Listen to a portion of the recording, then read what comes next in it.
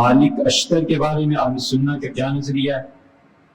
کچھ علماء کرام انہیں عثمان رضی اللہ عنہ کا قاتل بھی کہتے ہیں، کچھ تابعی مالک اشتر ہے، یہ لفظ اشتر نہیں ہے، اشتر کہتے ہیں عربی میں اونٹ کو، تو مالک اشتر جو تھے امیر المومنین سیدنا علی رضی اللہ عنہ کے بہت قریبی لوگوں میں سے تھے، اور حضرت علی رضی اللہ عنہ کے بہت مخلص اور وفادار بھی تھے۔ اس لیے حضور اکرم صلی اللہ علیہ وسلم نے جب حضرت ابو ذر غفاری رضی اللہ عنہ سے فرمایا تھا کہ ابو ذر تم ایسی زمین پہ وفات پاؤ گے کہ وہاں کوئی نہیں ہوگا اور تم اکیلے پھرتے رہتے ہو، اکیلے ہی اٹھائے جاؤ گے اور اکیلے ہی تنہائی میں تمہیں موت آئے گی، تو حضرت ابو ذر رضی اللہ عنہ نے عثمان رضی اللہ عنہ کو کہا تھا کہ مجھے ربضہ بھیج دے۔ ربضہ ایک گاؤں تھا، تو انہوں نے وہاں پر بھیج دیا تھا، اور رسول اللہ صلی اللہ علیہ وسلم نے کہا ابو ذر یہ تنہائی جو ہے نا تمہیں اتنا بلند کر دے گی کہ میری امت کے بہترین لوگ تمہاری نماز جنازہ پڑھیں۔ حضرت ابو ذر رضی اللہ عنہ پہ اصل میں غالب آ گئی تھی سرمائے سے دوری، تو جہاں جاتے تھے کہتے تھے اس حال میں جاؤ اللہ کے پاس جیسے رسول اللہ صلی اللہ علیہ وسلم چھوڑ کر گئے، اور یہ دیکھو اس سے کوٹھی بنا لی، یہ دیکھو اس سے سونا لے لیا، یہ دیکھو کیا ہو رہا ہے۔ تو یہ جب حضرت معاویہ رضی اللہ عنہ کے ہاں گئے اور انہوں نے ایسی تقاریر شروع کی تو حضرت معاویہ رضی اللہ عنہ نے سمجھ لیا کہ یہاں عوام اب اٹھ کھڑے ہوں گے ان چیزوں سے، اور ابو ذر رضی اللہ عنہ کی جو بڑائی ہے یہ حکومت کے لیے مشکل نہ پیدا کر دے، تو انہوں نے مدینہ منورہ امیر المومنین حضرت عثمان رضی اللہ عنہ کو لکھا، انہوں نے بلا لیا اور بلا کر کہا کہ ابو ذر تمہارے متعلق 3 چیزیں آ رہی ہیں، ایک تو انہیں سنا ہے کہ تم عمر اور ابو بکر رضی اللہ عنہ کے فیصلوں پہ تنقید کرتے ہو۔ ان کا نہیں حضرت ایسی کوئی بات نہیں، میں نے کبھی نہیں کی، لوگوں نے غلط بات آپ تک پہنچائی ہے۔ فرمایا دوسرے میں نے سنا ہے تم خارجیوں کی طرف چل پڑے ہو، تو خارجی جو تھے ہمیشہ سر مڈاتے تھے، تو انہوں نے اپنی ٹوپی اتار دی اور کہا حضرت میرے تو بال دیکھ لیں اب سر پہ، میں اگر خارجی ہوتا تو سر کو منہ نہ دیتا۔ تیسرے فرمایا کہ ابو ذر لوگ تمہیں نہیں سمجھ سکتے، میرے پاس رہو، بہت شفقت فرمائی، کہا ابو ذر ہمیشہ میرے پاس بیٹھے رہا کرو، چھوڑو لوگوں کو۔ انہوں نے کہا نہیں حضرت آپ مصروف ہوتے ہیں، مجھے کوئی گاؤں دے دیں وہاں چلے۔ ربضہ عثمان رضی اللہ عنہ کی خواہش کے مطابق انہیں بھیجا تھا، پھر وہ وہیں رہے اور اپنے غلام کو بھی اپنے جیسے کپڑے پہناتے تھے، کوئی آتا تھا تو فرماتے تھے یہ میرا غلام ہے، میں ہوں، ہمیں کوئی فرق نہیں ہے، اور یہ ایک باندی ہے اور یہ لوگ بکریاں چرانے چلے جاتے ہیں، بکری کا دودھ لا دیتے ہیں، میں پی لیتا ہوں، بس یہی میری زندگی ہے۔ اور ایک میری اہلیہ ہیں، تو وفات کے وقت ان کے ساتھ پھر یہی ہوا، وہ اکیلے تھے اور بیوی رونے لگی تو انہوں نے کہا فکر نہیں کرو، حضور صلی اللہ علیہ وسلم فرمایا تھا میری امت کے سب سے بہترین آدمی جو ہوں گے وہ تمہارا جنازہ پڑھائے گا۔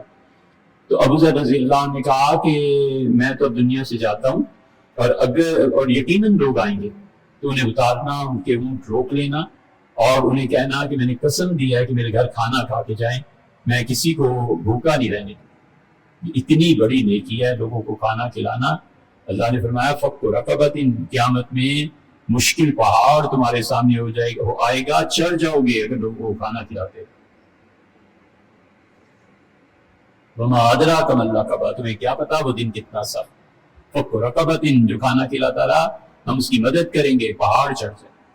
او اطعام فی یوم ذی مسغبہ، اس دن لوگوں کو کھانا کھلانا جب وہ پیاسے ہوں، جب وہ بھوکے ہوں، تڑپ رہے۔ یتیما ذا مقربۃ، اپنے خاندان کے یتیم بچے کو کھانا کھلانا۔ مسکینا ذا متربہ، جو مسکین مٹی میں مل گیا ہے اس کو اٹھانا اور اس کو کھانا کھلانا۔ تو ابو ذر رضی اللہ عنہ یہ کرتے تھے، تو انتقال کر گئے، ان کی اہلیہ اور بیٹی نے جنازہ لا کے مین روڈ پہ رکھ دیا، تو تھوڑی دیر میں کچھ لوگ آئے اونٹوں پہ سوار، تو انہوں نے جنازہ دیکھا اور رک گئے۔ انہوں نے کہا کس کا جنازہ ہے؟ تو حضرت ابو ذر رضی اللہ عنہ کی اہلیہ نہیں پہچانتی تھی، انہوں نے کہا کہ یہ ابو ذر کا جنازہ ہے۔ انہوں نے کہا تھا انہیں حضور صلی اللہ علیہ وسلم نے فرمایا تھا کہ میری امت کا سب سے اچھا آدمی تمہارا جنازہ پڑھائے گا۔ تو اترے عبداللہ ابن مسعود رضی اللہ عنہ، یہ لوگ جا رہے تھے حج پہ، اور بھاگے اور چمٹ گئے جا کے ابو ذر سے، اور کہا ابو ذر رسول اللہ صلی اللہ علیہ وسلم نے مجھے بتایا تھا کہ تم تنہا زندگی گزارو گے، تنہائی میں وفات ہوگی اور قیامت میں بھی تنہا اٹھائے جاؤ گے اپنی قبر سے۔ پھر انہوں نے ان کا جنازہ پڑھایا، پھر جانے لگے تو بیوی نے کہا حضرت یہ کہہ کے گئے تھے، انہوں نے کھانا بھی کھایا۔ تو اس لیے سیدنا علی رضی اللہ عنہ کا یہ سیدنا ابو ذر رضی اللہ عنہ کا جو جنازہ تھا اس میں بھی اشتر نے آ کے شرکت کی تھی۔ بہت فصیح عربی، اتنی فصاحت کی زبان میں لوگ حیران ہوتے تھے کہ اتنی لمبی لمبی تقریریں اور کیا مجال ہے کہ ایک لفظ ادھر سے ادھر ہو جائے. صحابہ رضی اللہ عنہ کہتے تھے کہ اس کے الفاظ کے چناؤ پہ ہم حیران ہیں, کبھی فضول بات نہیں کرتے. جب معاہدہ ہو گیا خلافت کا تو ان اشتر کو سیدنا علی رضی اللہ عنہ نے بھیجا تھا کہ جاؤ اور مصر کے گورنر لگ جاؤ. اشتر جب جا رہے تھے تو اس وقت انہیں راستے میں زہر دے دیا گیا. سیدنا علی رضی اللہ عنہ سے بہت بے قرار ہوئے. ان کا انا للہ و مالک وما ادراک مل مالک, مالک اشتر, اور تم کیا جانو مالک اشتر کیا ہوتا ہے.